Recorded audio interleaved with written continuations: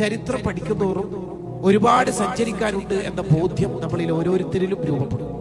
മുഹിയദ്ദീൻ മാല പാടുമ്പോൾ, റിഫാഈ മാല പാടുമ്പോൾ ഒരു സുന്നിയായ ആൾക്ക് ആത്മീയത വർദ്ധിക്കുന്നതിന്റെ കാരണം അതാണ്. അതുകൊണ്ടാണ് വഹാബികൾ ഇത്ര കിബ്രന്മാരായി പോയത്.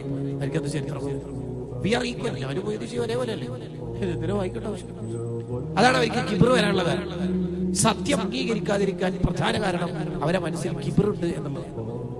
കിബ്റുണ്ടെങ്കിൽ ഒരു കാലത്തും സത്യം അംഗീകരിക്കില്ല. ഇബ്ലീസിന്റെ പ്രശ്നം ശരിക്കും അതായിരുന്നു, കിബ്ർ.